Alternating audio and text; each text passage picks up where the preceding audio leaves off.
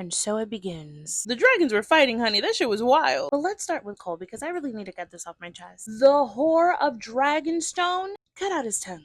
Shoot him and cut out his tongue, then shoot his tongue. Cut his head off. Boil his testicles. How dare he? And why does this man have more lives than a fucking cockroach? It's really upsetting me. But at least I know he's feeling the effects of his stupidity because this whole entire battle, utter chaos. And like, who do they have to blame? I mean, a lot of people, frankly, but mostly him. Let's talk about Daemon because I don't know what the fuck is happening with him right now. Is it his guilty conscience? Probably. Is it that Harrenhal is cursed? Most likely. Is Alice Rivers poisoning him? Maybe. Is she really an owl trapped in a woman's body? Low-key, I believe it. God only knows what the fuck is happening in that place. At this point, all of the above. Also, why are you drinking random shit from a cup a stranger gave you? At this point, you deserve to be poisoned if you're gonna be that dumb. Moving on to Alicent. I can't believe it, but I'm actually fucking with her this episode. She ate when she told Aegon to only do what they needed of him. Nothing. Nathaniel. I also really love that scene with her and the Grand Maester. She asked him if Viserys ever mentioned wanting Aegon to be king, and he said, he never raised the matter with me. Which should have honestly told Alicent everything she needed to know. Because if he had changed his mind, he would have sought counsel. He would have at least discussed it. But the fact that he never brought it up to anyone means he never changed his mind about Rhaenyra being his heir. Like, Viserys would have declared it openly, not just on his deathbed as his last words to only Alicent. Speaking of Rhaenyra, I love how this episode was a turning point for her. In a world where most people in charge don't even bat an eye to the horrors of war, especially petty-ass wars, peace being so important to her is more than just about the prophecy of ice and fire, or the fact that, like she said, she inherited 80 years of peace from her father, but about how she knows that whether you're good, bad, or skillful, war takes anyone. And I think she's tired of losing people. She's tired of others having to pay the price for it. I genuinely think she cares about the small folk and how it affects them. She's not just selfishly doing all of this just for a crown, or because of the treason, but because she knows that she's the only one truly fit for it. I have no doubt that if anyone from Team Green were competent enough for the crown, it would of course still be treason because she was named heir, but none of this would be happening. I think speaking to Alicent made her realize that unfortunately now there really is no other choice but a war. But her line about how some people have mistaken her caution for weakness, there are those who have mistaken my caution for weakness. woof,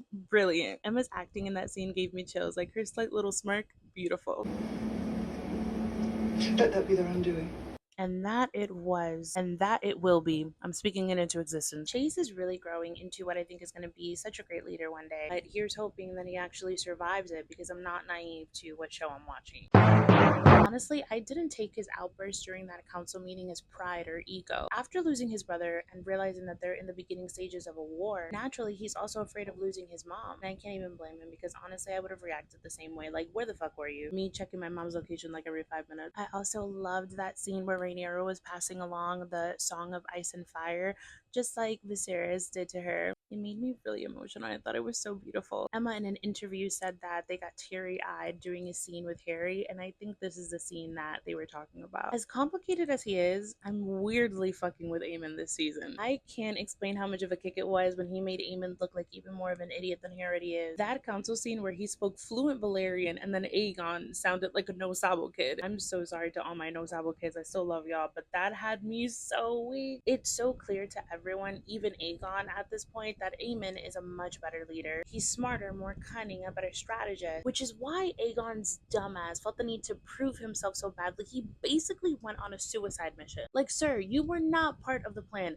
Literally nobody wanted you there. Flying out to a dragon fight, drunk, without any proper training. In the dictionary, under the definition of idiot, there's a picture of Aegon, I swear to God. I know that there was like a little debate, but I absolutely think that Aemon saw an opportunity to take out his brother and he took it. And I'm not even mad about it, because Aegon's a hazard at this point and frankly needed to be taken care of. And if Cole's dumbass hadn't found them, Aemon was moments away from finishing the job.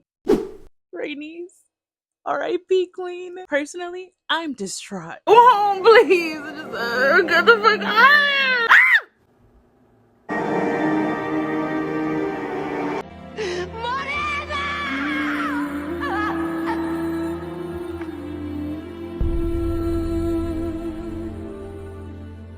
Literally traumatizing. And her death, while I low-key suspected it since the beginning of the season, honestly, I was still so heartbroken. She did her thing, man. She could have left, but she chose to keep fighting. She was a warrior to the very end. Rhaenyra's most trusted advisor. You will be missed, Queen. You will be missed.